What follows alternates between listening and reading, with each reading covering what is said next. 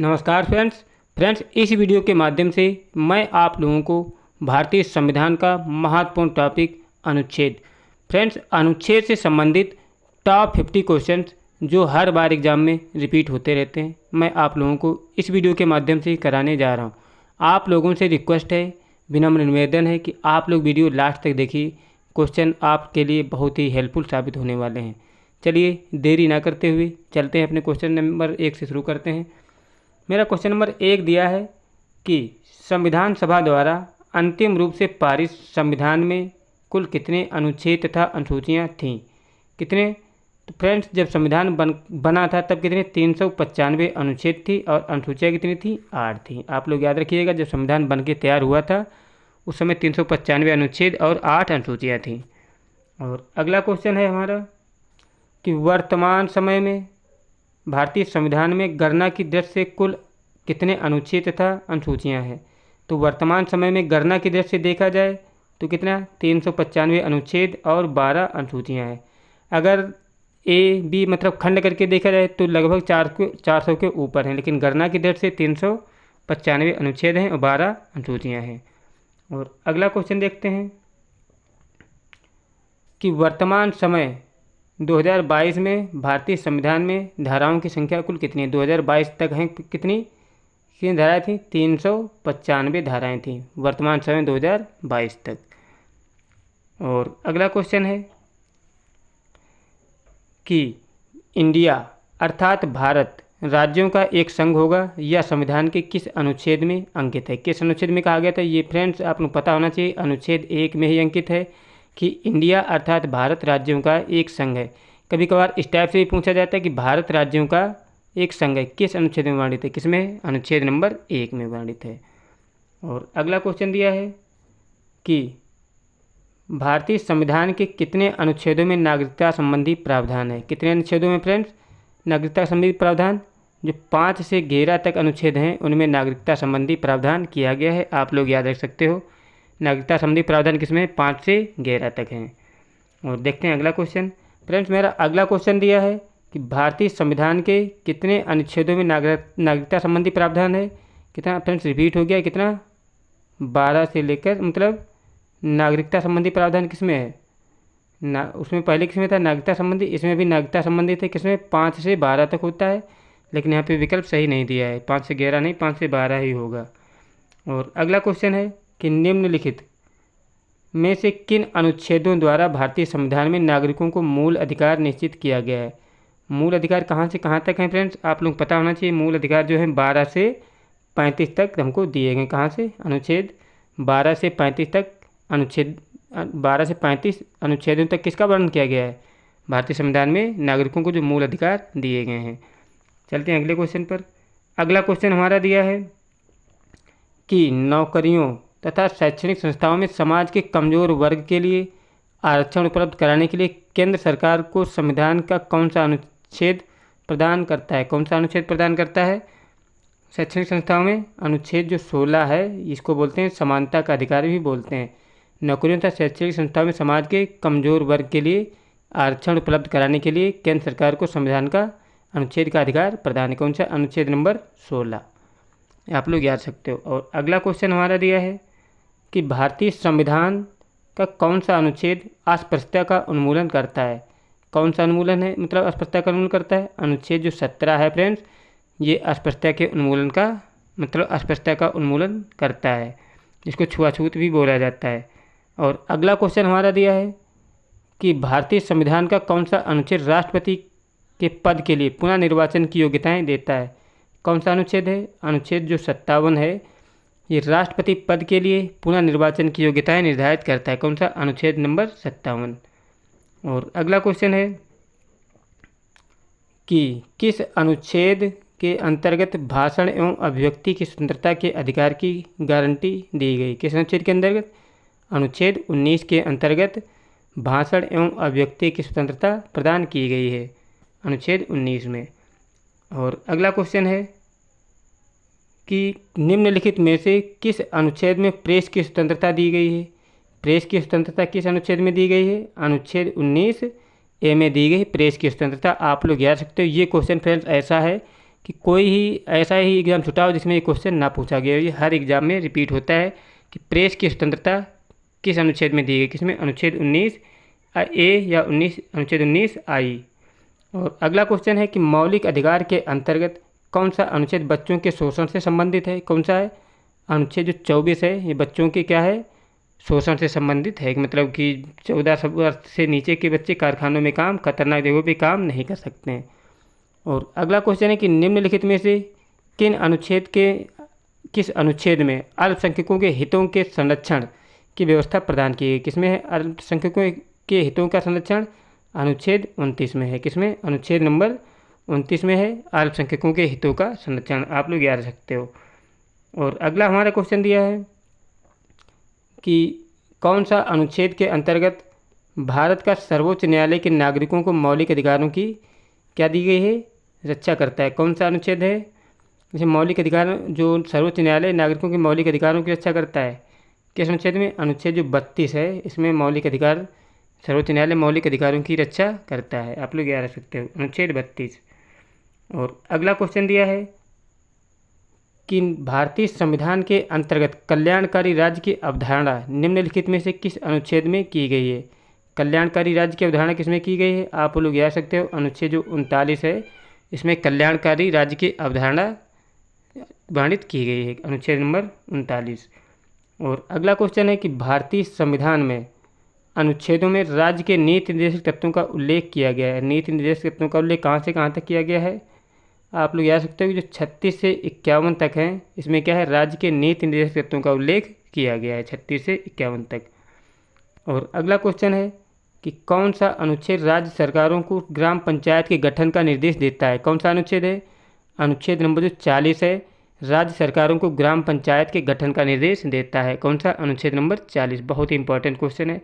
Friends, मेरे द्वारा कराए जा रहे क्वेश्चन आपको अच्छे लग रहे हैं तो प्लीज़ मेरा सपोर्ट करने के लिए मेरा चैनल सब्सक्राइब करें, वीडियो अच्छा लगे तो लाइक भी करें। चलते हैं अपने अगले क्वेश्चन पर। मेरा अगला क्वेश्चन दिया है कि 42वें संविधान संशोधन द्वारा किस अनुच्छेद में मौलिक कर्तव्य को जोड़ा गया था। किसके द्वारा जोड़ा गया था, अनुच्छेद 51 ए के अंतर्गत अनुच्छेद मौलिक कर्तव्यों को जोड़ा गया था, आप लोग याद रख सकते हो, अनुच्छेद 51 ए या अनुच्छेद 51 का भी बोल सकता है। और अगला क्वेश्चन है कि किस अनुच्छेद के अंतर्गत कार्यपालिका की शक्ति राष्ट्रपति में निहित होती है। किस अनुच्छेद के अंतर्गत होता है, अनुच्छेद 50 जो होता है, इसमें कार्यपालिका की शक्ति राष्ट्रपति में निहित होती है। किससे, अनुच्छेद 53 है फ्रेंड्स, याद रख सकते हो, 53 नहीं, मतलब 53 होता है। अगला क्वेश्चन है कि किस अनुच्छेद के अंतर्गत भारत के राष्ट्रपति पर महाभियोग चलाया जा सकता है। राष्ट्रपति पर महाभियोग किस अनुच्छेद में वर्णित है, अनुच्छेद जो 61 है, इसमें राष्ट्रपति पर क्या होता है, महाभियोग वर्णित है। और अगला क्वेश्चन है हमारा कि संविधान में किस अनुच्छेद में उपराष्ट्रपति के पद का प्रावधान किया गया है। किस पद में मतलब किया गया है, अनुच्छेद जो 63 दिया है इसमें, उसमें क्या है, राष्ट्रपति के उपराष्ट्रपति की क्या है, पद का प्रावधान किया गया अनुच्छेद 63 में। और अगला क्वेश्चन है कि किस अनुच्छेद में मौलिक कर्तव्यों की चर्चा की गई। किसमें, अभी हमने बताया, अनुच्छेद 51 ए में जो है मौलिक कर्तव्यों की चर्चा की गई है। और अगला क्वेश्चन है कि मंत्रीगण सामूहिक रूप से लोकसभा के प्रति उत्तरदायी होते हैं। संविधान के किस अनुच्छेद में वर्णित है। किसमें, मंत्रिपरिषद सामूहिक रूप से, अनुच्छेद जो 75 वर्णित करता है, इसमें क्या कहता है, जो मंत्रिपरिषद है सामूहिक रूप से लोकसभा के प्रति उत्तरदायी होते हैं। फ्रेंड्स, मेरे द्वारा कराए जा रहे क्वेश्चन आपको अच्छे लगे तो प्लीज़ मेरा सपोर्ट करने के लिए मेरा चैनल सब्सक्राइब कर लें, वीडियो अच्छा लगे तो लाइक भी करें। चलते हैं अपने अगले क्वेश्चन पर। मेरा अगला क्वेश्चन दिया है कि संविधान का कौन सा अनुच्छेद मंत्रिपरिषद के गठन के बारे में आधारभूत नियम प्रदान करता है। कौन सा है, अनुच्छेद 75 जो दिया है, मंत्रिपरिषद के गठन के बारे में आधारभूत नियम निर्धारित करता है। और अगला क्वेश्चन है कि निम्नलिखित में से कौन सा अनुच्छेद भारत के महान्यायवादी की नियुक्ति से संबंधित है। कौन सा है, अनुच्छेद 76 है, भारत के महान्यायवादी की नियुक्ति से संबंधित है। कौन सा, अनुच्छेद 76।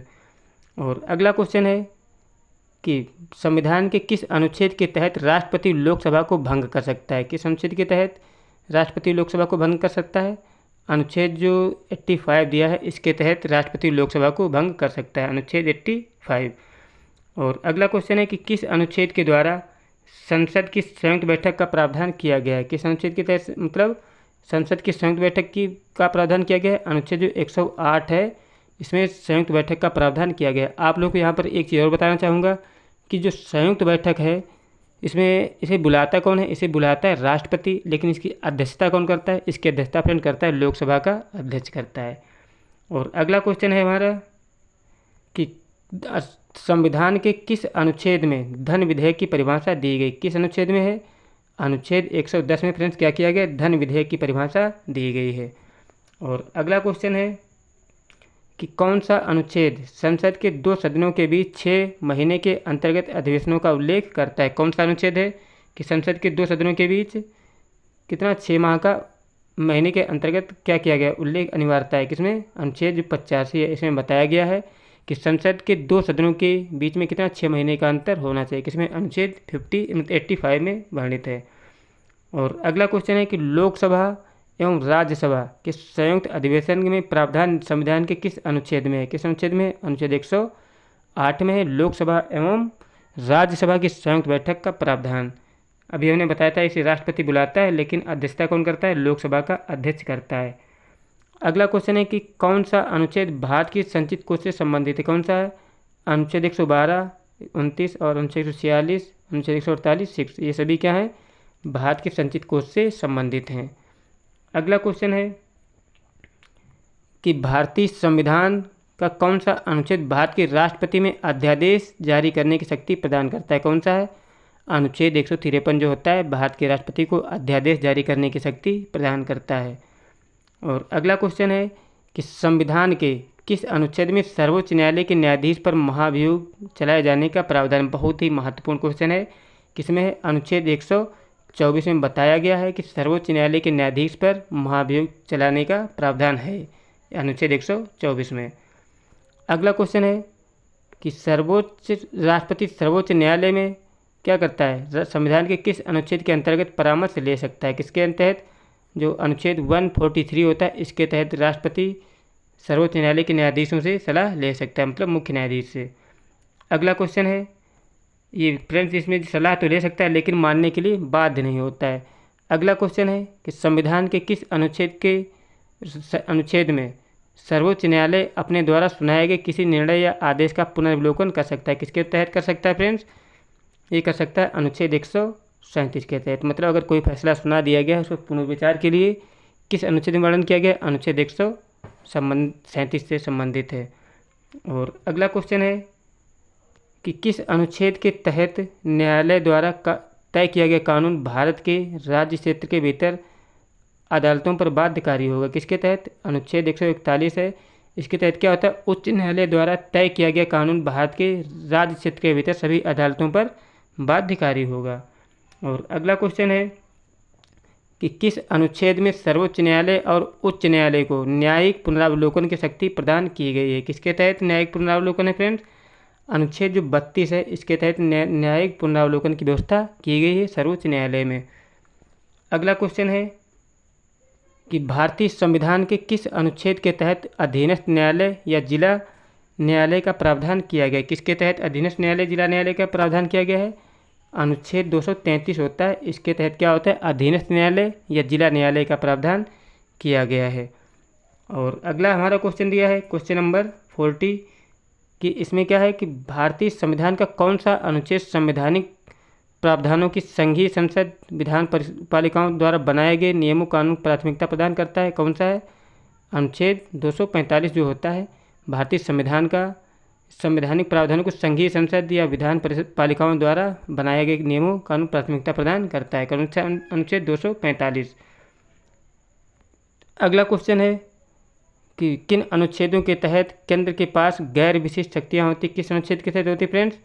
अनुच्छेद 248 के अनुसार जो होता है केंद्र के पास गैर विशिष्ट शक्तियाँ होती हैं, अनुच्छेद 248 के अनुसार। अगला क्वेश्चन है कि राज्यों द्वारा प्रार्थना करने पर भारत की संसद उन राज्यों के लिए किस अनुच्छेद के अंतर्गत कानून बना सकती है? राज्यों द्वारा प्रार्थना पर भारत की संसद उन राज्यों के लिए किस अनुच्छेद के तहत कानून बना सकती है? किस अनुच्छेद के तहत कानून बना सकते हैं फ्रेंड्स? अनुच्छेद जो 252 होता है राज्यों की प्रार्थना पर जो केंद्र होता है मतलब संसद जो होती है नियम बना सकती है। और अगला क्वेश्चन है कि कौन सा अनुच्छेद संसद को राज्य सूची के विषय के संबंध में कानून बनाने का अधिकार देता है? कौन सा है? अनुच्छेद 249 जो होता है संसद को राज्य सूची के विषय में कानून बनाने का अधिकार देता है, अनुच्छेद 249। और अगला क्वेश्चन है कि कौन सा अनुच्छेद संसद को अंतर्राष्ट्रीय समझौतों को लागू करने के लिए विधि निर्माण की शक्ति प्रदान करता है? कौन सा है? अनुच्छेद 253 जो होता है अंतर्राष्ट्रीय समझौतों को लागू करने के लिए विधि निर्माण करने की शक्ति प्रदान करता है, अनुच्छेद 253। और अगला क्वेश्चन है हमारा कि भारतीय संविधान के किस अनुच्छेद में केंद्र राज्य के प्रशासनिक संबंध का उल्लेख है? किसमें? अनुच्छेद 256 से 263 तक। कहाँ से? अनुच्छेद 256 से 263 जो होता है केंद्र राज्य के प्रशासनिक संबंधों का उल्लेख किया गया है। और अगला क्वेश्चन है हमारा कि किस अनुच्छेद के तहत केंद्र सरकार राज्य सरकारों को निर्देश दे सकती है? किसके तहत? अनुच्छेद 256 के तहत केंद्र सरकार जो होती है राज्य सरकार को निर्देश दे सकती है, अनुच्छेद 256 के तहत। और अगला क्वेश्चन है कि किस अनुच्छेद के अंतर्गत अंतर्राज्यीय राज्य परिषद के गठन का प्रावधान किया गया है? किसके अनुसार किया गया है? अनुच्छेद 263 के अनुसार अंतर्राज्यीय परिषद का गठन किया गया है, अनुच्छेद 263 के अनुसार। और अगला क्वेश्चन दिया है हमारा कि किस अनुच्छेद के अंतर्गत वित्त आयोग का गठन किया गया? किसके अनुसार किया गया? अनुच्छेद 248 के अनुसार वित्त आयोग का गठन किया गया है। और अगला क्वेश्चन है कि किस अनुच्छेद में बताया गया है कि संपत्ति का अधिकार संवैधानिक अधिकार है? किसके तहत?